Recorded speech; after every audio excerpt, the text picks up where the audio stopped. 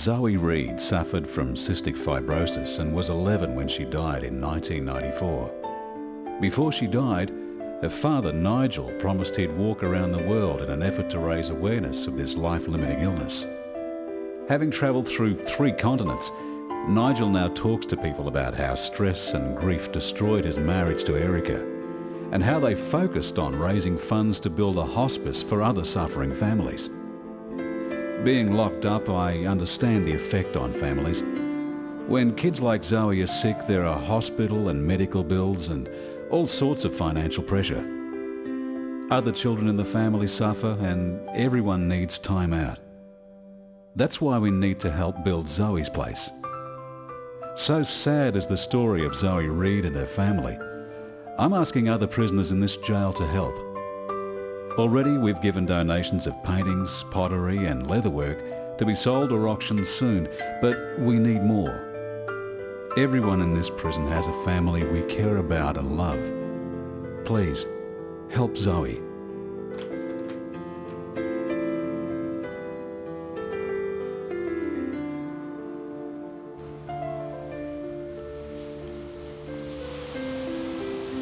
And they have to stay focused. And I know, talking to Mark, the young prisoner there, it was hard to comprehend that you've got another 20 years to spend inside that building. For me, it's just a waste of a human being, really.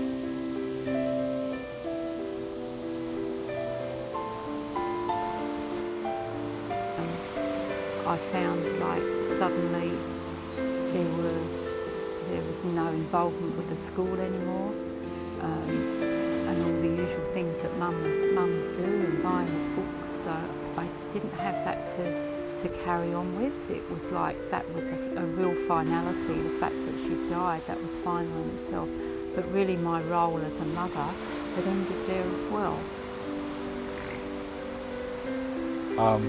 We're discussing now Zoe's place, and there are a number of prisoners there who have done a tremendous job inside. They have made artefacts. They will be raising money for this community project on the outside.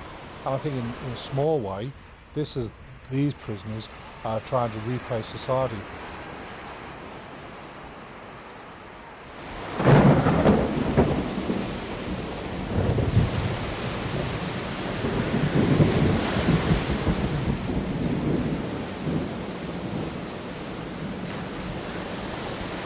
No, Zoe, in fact, had no idea.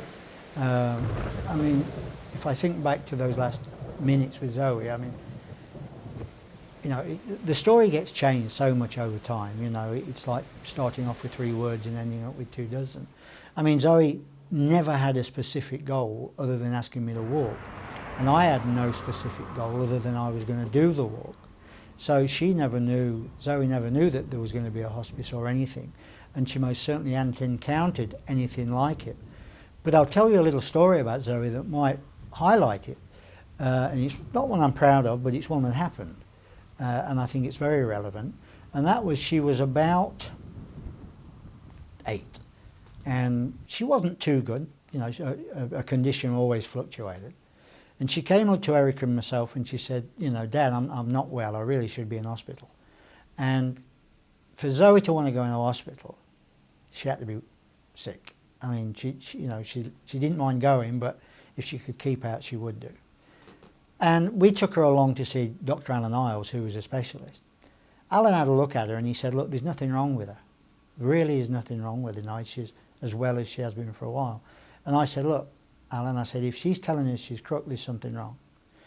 And he agreed to take her in over the weekend because there was a bed. But he said, we're going to have to reassess it on Monday. We got a phone call on the Monday, Erica and I, to go in and see Alan Isles.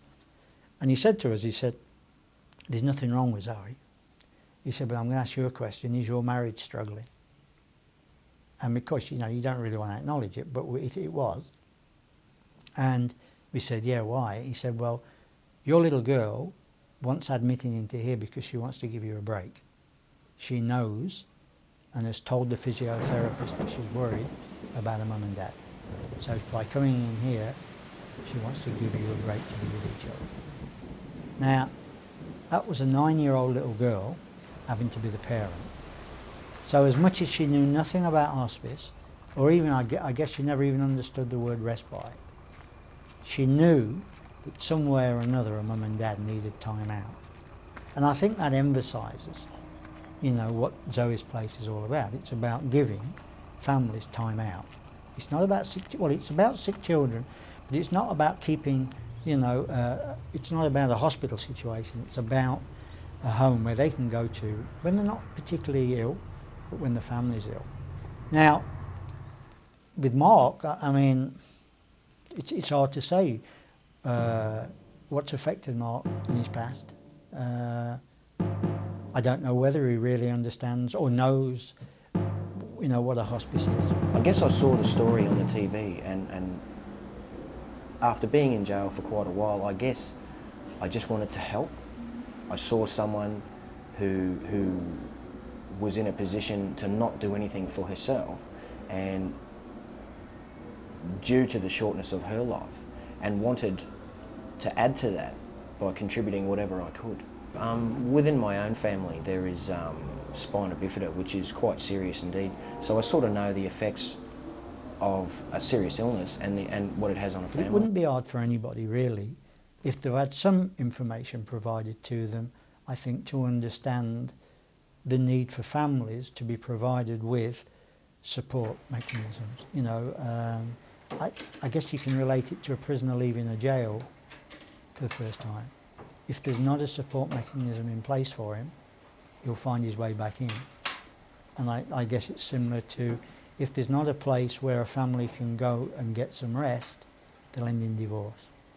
And with a 75% divorce rate in families that have got a child with a terminal illness, then it's a major concern, as it would be for, you know, prisoners being released and reoffending and going back in. So they would have, you know, I would imagine any normal person would understand the value of providing areas where they can get time out. Yeah. The good memories I've got about Zoe is that she was very determined, and especially in sport. You know, as a young kid at school, I always remember her doing the 100 yards, and she got right through about 4 heats to the final, and she came last in the final. They'd run the races one after another, and she came over to me and she was distraught, you know, and she said, "Dad, I came last." And I said, "Angel," I said, "you've got the equivalent of one lung. These kids are fit and healthy. You've beaten 20 kids to get to the last 5. I said, "That's a remarkable achievement in anybody's language," you know. She didn't, you know, there was no second best for her, you know, she wanted, and that's the thing that always stuck in my mind about her, you know, she'd come last, she'd forgot that she beat 20 other kids with 2 lungs. She was a child that everybody loved. She had lots of friends, and they almost used to fight over her because she was just a comical child, a very sunny child, in spite of the fact that she was sick. She never ever complained about her illness at all, not to anybody. You know, she took her tablets and she was bright and breezy about it, and that's how she lived her life. She was happy, and we made her life happy, but we showered her with constant love, and I think that that's a big thing in any child's life, but particularly with her.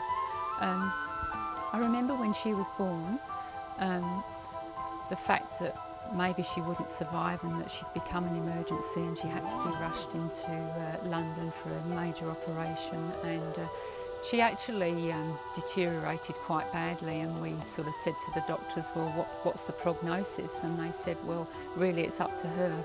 And we just sat and watched this little child who actually went down to about 3 pounds in weight, battle her way through life.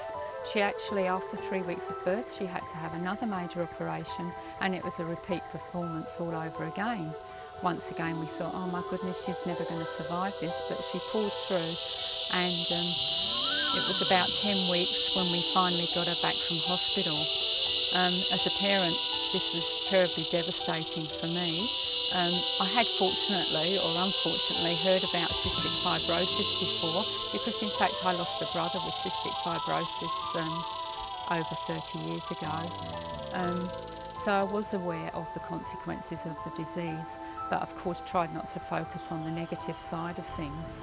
Now it's designed more on how can we help you, what are your needs. Before it was, we're going to lock you down, your punishment is for this long, and that's all there is to it. But now it's more or less, okay, you've been sentenced to a prison term, we're going to see what we can do to best address your needs. If there's a problem within your family unit, we'd like to try and help you. We'd like to try and work on what it is that makes you offend and try and eliminate it from your life.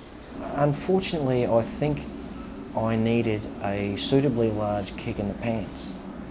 I was unprepared or unwilling to listen. And at that stage of my life, I guess not even in hindsight could I have changed the path that brought me to my current location. It's easy to say don't come to jail. You have to know how to not come to jail. I mean, you could say to a person that's shy and withdrawn, take up sports. You know what I mean? That might bring them out. They need to develop as people, and unfortunately there's not enough support out there for the young children to develop. Initially, I came to Australia and my parents didn't actually know I was in jail. I was that not twisted, but I was that withdrawn from my own family unit that I didn't tell them, and I did a jail sentence without actually telling them. And then I since got out, and because I still hadn't learnt anything, I did the same thing again. And it was the second time that they became aware, through the media no less, that I was actually in jail. And when they found out, gee, they were absolutely, you know, they were trying to really support me, trying to help me in any way they could. And I never thought that, you know, I guess I didn't know them as people. I didn't know them, and it wasn't until I was really, really down and out that they came to my aid. And I love and respect them very much for that. Probably I would have to lay a little bit of blame with myself because I didn't spend as much time with him as I could have. I feel as if I've come through the other end okay. At first when Mark got into trouble big time, it was very, very distressing for me, and it was Don that helped me get through it to the extent to where I am now. I was very disappointed in the fact that when Mark first got into trouble in North Queensland, that both he and the authorities elected not to let us know that he was in a jail situation. It was very worrying for me where he had disappeared to, not knowing what had happened. Inquiries to the police, they knew where he was, but they wouldn't tell us. It was part of their protocol that because of his age, they couldn't tell us where he was. So yeah, it was very worrying. After he was sentenced and put into Sir David Longland's, he was a little bit reticent to see me. When we finally did get to meet face to face, reminded me of the biblical story of the prodigal son. Yeah, it was good. Very close. I'm looking forward to the day they let him out. Nigel initially went to England because there was a lot of strain on the relationship at that particular time, and we felt that it was better that maybe we had a short break for a while just to sort ourselves out and come back down to earth. We'd had a lot of problems with Zoe's health. There'd been a lot of anxiety. She'd been given a few months to live, and we'd fortunately managed to turn that around. But as two people, we were really feeling the strain of everything that was happening. So also at that particular time, one of Nigel's brothers was very sick in England, and he felt that he should go and visit him. I went to England basically to give both Erica and I a break. Unfortunately, on the night that we decided that we were going to take a temporary separation of 12 weeks, I got a phone call from England saying that my stepbrother Maurice was dying of terminal cancer. So what we decided was this was an opportunity, one, for me to go back and see Morris before he died, and two, to give us a break in our relationship. So, we agreed that I'd go over initially for 12 weeks. I went over and Morris, sure enough, had terminal cancer and in fact died about 4 or 5 weeks after I got there. And once over there, it became obvious that Erica needed more time apart, and I needed to come back with some money. So I got a part-time job and started to save some money so that I could bring some money back to the house. Because we'd lost most of our money back in 1987, and this was in 1993, and we hadn't really got over the loss of the insurance agency and the loss of our home. So I basically just stayed until I got enough money to come back, but unfortunately fate took over, and I got a phone call from Erica's father telling me to get over to Australia as quick as possible because Zoe wasn't all that well. Once I'd realised that Zoe was going to die, this was rather a shock to me. I actually had to try and find Nigel in England. I wasn't quite sure where he was, so I had phoned my parents and they traced him in England, and then he phoned the hospital and I said, Nigel, you've got to get home real quick because things are not looking too good, and hence the long wait, because obviously he had to get on a plane as soon as he could, and the time that he was due to arrive was sort of at least 24 hours past the time that they'd given Zoe to live. So it was a very panicky time for me, and obviously it was for Nigel too. I got on a plane and got back here with about 72 hours to spare, and I was rushed through the airport straight up to the Royal Brisbane and found Erica in a terrible state. I mean, she'd had to cut the brunt of it all for 5 days or 6 days. So I basically just asked her to go and have a sleep in the restroom while I sat with Zoe. Zoe, on my arrivals, to me seemed to be okay. I mean, she was having a bit of a fight with one of the nurses who wanted to give her what they call a tickler. It's like a long thing they put in their throat to make them cough. And she was arguing with them that she didn't want it. And I just said, look, come on, Zoe, let them do it. Anyway, I mean, typical of her, they gave it to her and nothing came out.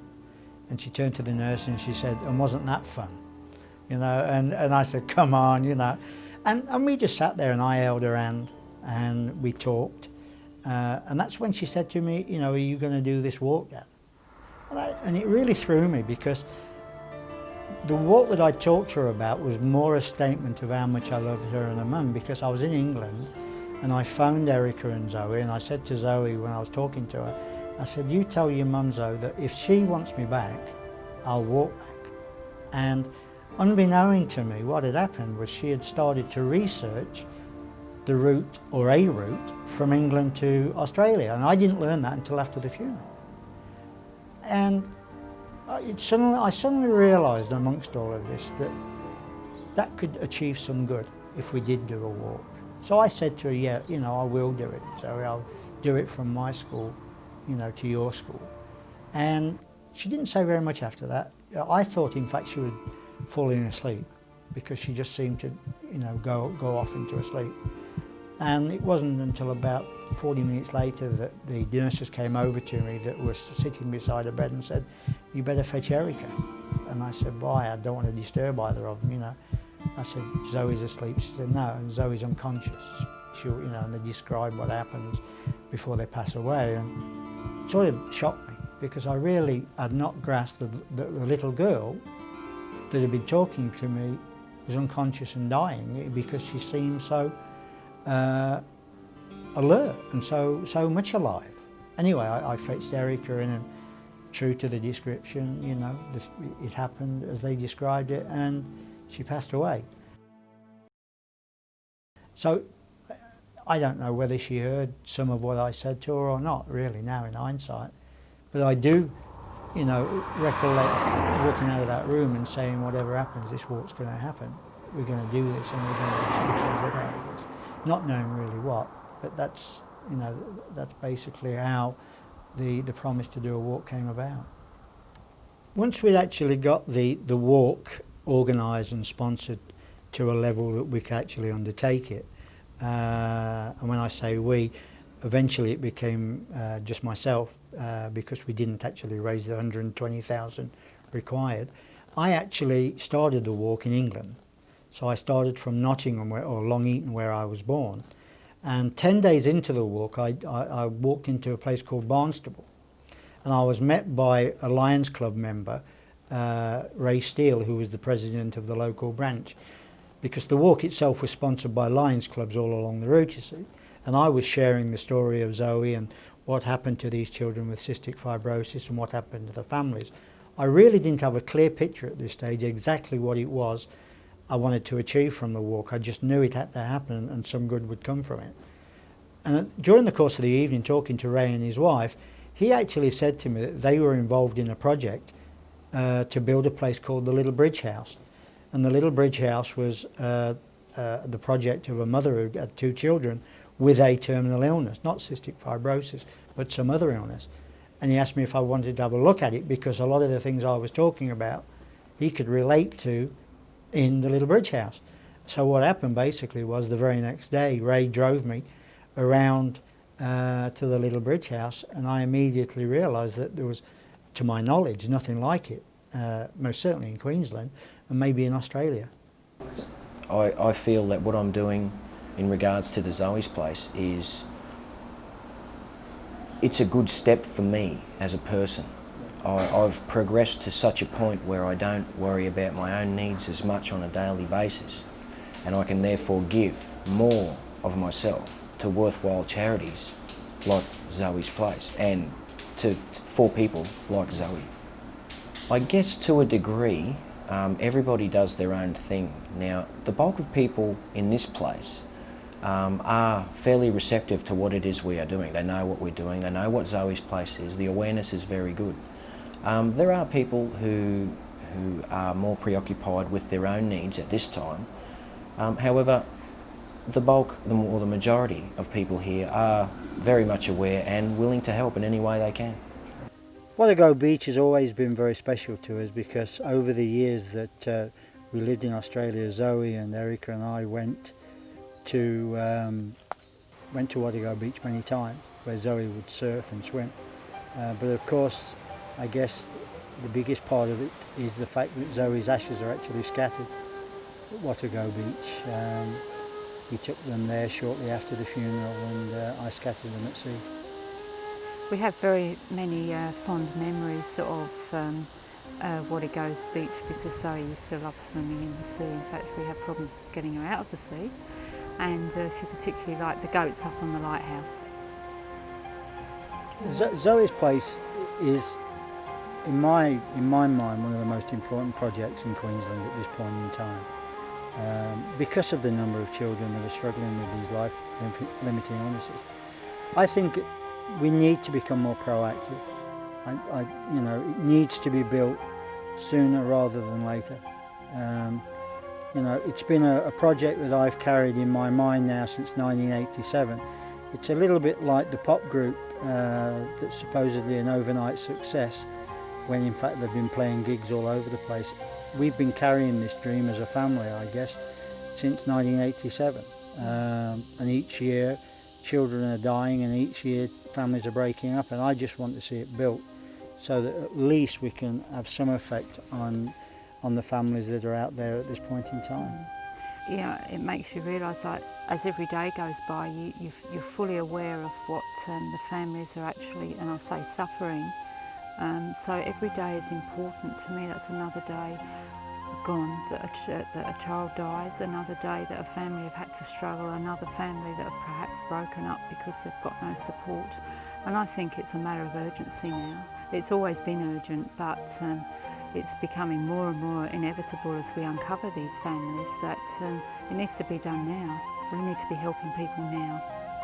Well, actually the first construction has actually taken place right here and now. We're sitting here in a location, in our location, where demountables very shortly will be set up to enable us to move our office from the mansions in George Street out here, and we can start functioning from the location itself. I think everyone associated with Zoe's place is keen to get on with the job, and as soon as we can possibly get it going, the better. We as a board tried to set a start date, because it's always a worthwhile thing for us to do, to have a target to be able to move towards, and we actually set a target date at the end of 2002. And we found that at the time, I'm talking in terms of 12 months ago, we found at the time it was almost impossible to be able to measure the corporate side of things, because we just come out of the problems with the Olympic sponsorships. We have all sorts of other problems that have come up on a corporate basis during the year, not to mention a downturn in the economy. We had the September 11 problem late last year, and now it just appears that things are starting to settle down, and we can start to project for the future with a fair degree of confidence. I would like to suggest, and we'll be talking to the board very shortly, I'd like to suggest that we'll be looking at midway through 2003, if that's at all possible. So that's where we're going from, and I hear Sister Pamela Barker doing a sharp intake of breath, but we'll be doing our best. Yes, John, and also what's important to remember is that recently the Predella Constructions were awarded a corporate award for 2001 by the Queensland Government for their contribution to a volunteer organisation, and they have committed themselves to the tune of $250,000 and have already given and have promised ongoing support. So that gives us a good future. Well, my wife and I had a young boy who we became very friendly with, also his mother and his grandparents, and that young boy had leukemia. And because the relationship we built up with him, he asked us that when the time came for him to die, could we be there with him? Anyway, we received a telephone call early one morning from the priest to say that the young boy was probably about to die, so we went round and we stayed with him till he passed away. It's only on occasions such as that that you realise the anguish and the trauma and the grief that the family go through. And little things like, because the mother spends all her time with the boy, little things like getting her nails cut and varnished or put nail polish on, that's something which they don't think about. So little things that you and I take for granted, they don't, because they spend all of the waking hours with the young boy. Not because they demand it, but they just feel that life is very, very short, and life is very precious, and they want to spend as much time as possible. And that goes on to the family. And like this project, in Mount Isa, where I live and where the boy lived, we now have a fund where a number of people still raise money and give it to those young kids who just want to do that something special before they die. I wish I could have met Zoe Reid. I think for someone so young, she's been quite a remarkable person, because she has provided so much courage and strength to people around her that they actually want to go out and do something for this young person. When I heard Mark's speech at the official opening of the Zoe's Place project, I realised that Mark had actually made a connection with Zoe Reid. He had thought not only about the purpose of the project, which is to assist an organisation build a facility for terminally ill children, but he'd also thought about Zoe Reid herself in terms of what courage she must have had, what strength, and what she must have gone through. And I was pretty amazed by Mark's perceptions on that. I think Zoe is quite a role model for adults, and that sometimes it takes young people to show us how much courage that there is in the world. There's a body of opinion out there which says lock them up and throw away the key. And whenever I get the opportunity, I try to instill in people the folly of that particular argument, because the facts are that regardless of how horrendous the crime was, one day that prisoner will walk through those gates a free person, and that person will then go and live maybe next door to you or me. And so what we have to do is to prepare those prisoners for that day when they walk out. I don't think there's an awful lot of interest in the community about what goes on inside the prison, except for those people who do have a professional interest, or indeed those people who have a deep conscience about what goes on inside the prison. But what I'm trying to do in my role as the as the prisons minister is to try to get the message across just what does go on inside the prison. And the sad thing is that we have young people, particularly young people from the Aboriginal communities, who feel that they're not a man until they've served time in one of the prisons. And I'm looking at a scheme now whereby we can introduce these young kids into the prison and say, you know, it is not a holiday camp.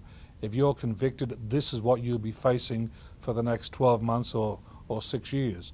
And let people understand what prison life is all about. And I can assure you, it's not a holiday camp. It's nothing that you should be desirous of wanting to be part of. Even also, I mean, the main thing is to help the children and the people who've got the diseases, but even the family and everyone else in society's outlook to understand what's going on and to help them understand this and help them through it, you know. And it would be a great range of stress on the family, themselves, the parents, etc. Like, we know ourselves, just being in here, the stress that we cause our family. I think a project such as Zoe's Place really encapsulates all and embodies all that we are striving to do in correctional facilities with the work that we do with our prisoner population.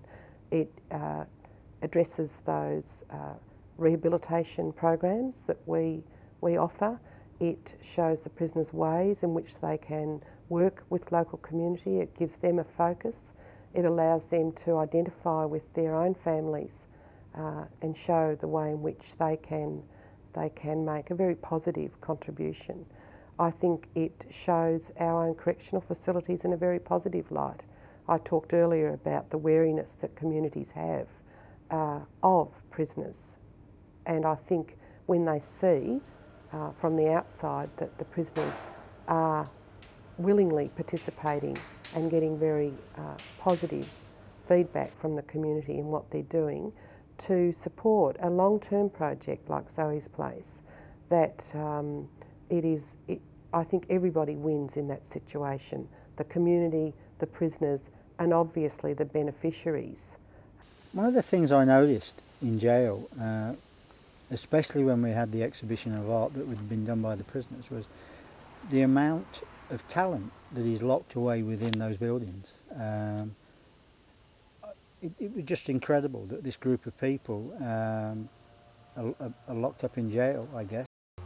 The second thing that struck me was that it came right at the very end of the visit, when we'd been surrounded by people in the gymnasium, having passed through various security checks and whatever, and having been there a couple of hours, I got lulled into a false sense of, I guess, security, because, you know, it wasn't like I was in prison, I was just in a gymnasium.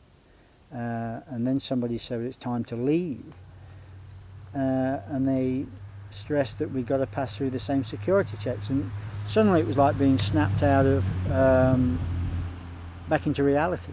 Here I was in a high security jail. They were the first two things, but I guess the one thing that really shook me is that these people, day after day after day, are literally, their lives are controlled for them. You know, they have to work within a very small framework, and they have to stay positive, and they have to stay focused. And I know, talking to Mark, the young prisoner there, it was hard to comprehend that he got another 20 years to spend inside that building. For me, it's just a waste of a human being, really, to be locked away, unable to participate in the community. And I think that's why this project now is so good. It's giving them an opportunity to put back into the community, having taken something away from it. Well, I look at it this way, at least I know I'm not wasting my life like I was when I was outside. Like I wasn't wasting it outside, I was living a good life out there, but we all make mistakes and I ended up in here. It's giving us direction, huh? Yeah, at least I've got direction and getting back on the path, like getting back out, working my way to get back outside the community and that, and be part of the community again. Just like you, Pete, you know what I mean, with your girl, we've got responsibilities now when we get back out there that we you can't stop up. We've got to drive behind us and we want to stay out there, we want to do the right thing, you know. Exactly. We've got a whole life ahead of us and a whole life out there. Yeah. And people we love, and we've let them down enough now. I think our ideals are very much a part of human nature anyway, but I think what happens is events in our life make us reassess our ideals and reassess our morals. And I guess both Zoe and,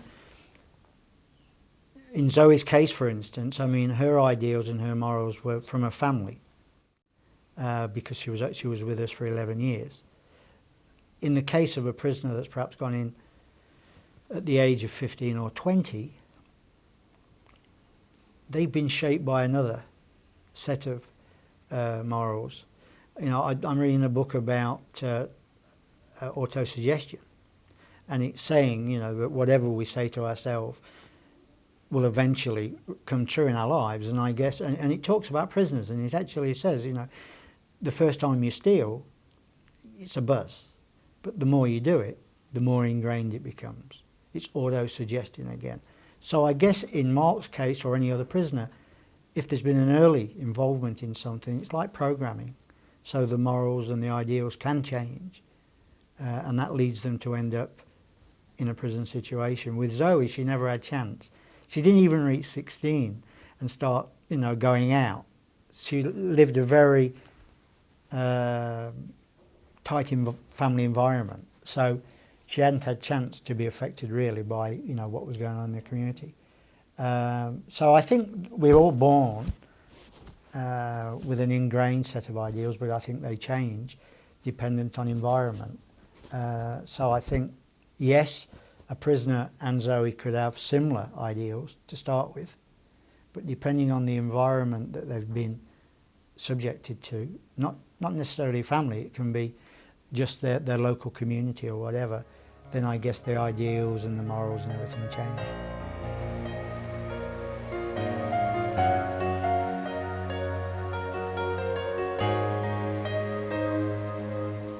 Sometimes the lives are trouble and we cannot understand.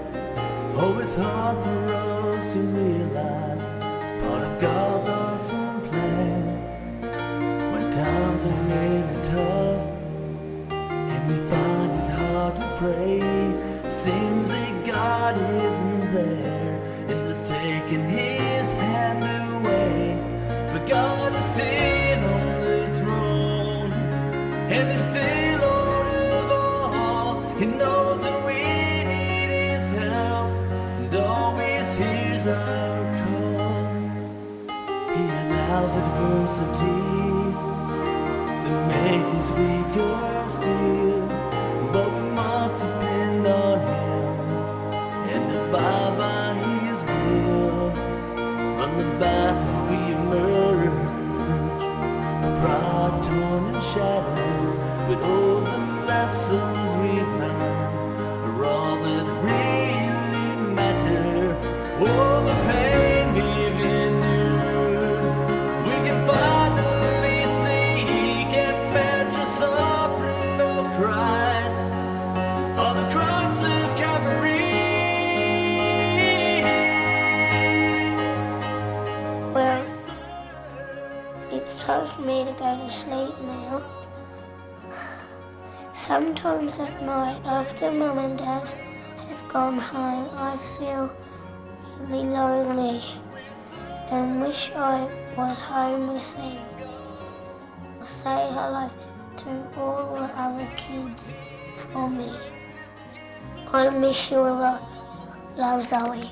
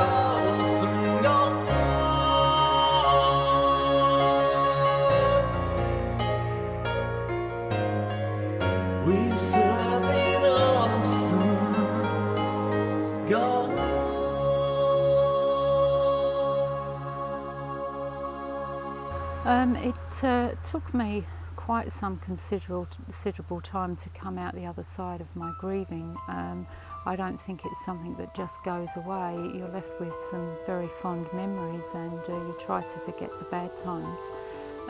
But for me, I've had to more or less rebuild my life.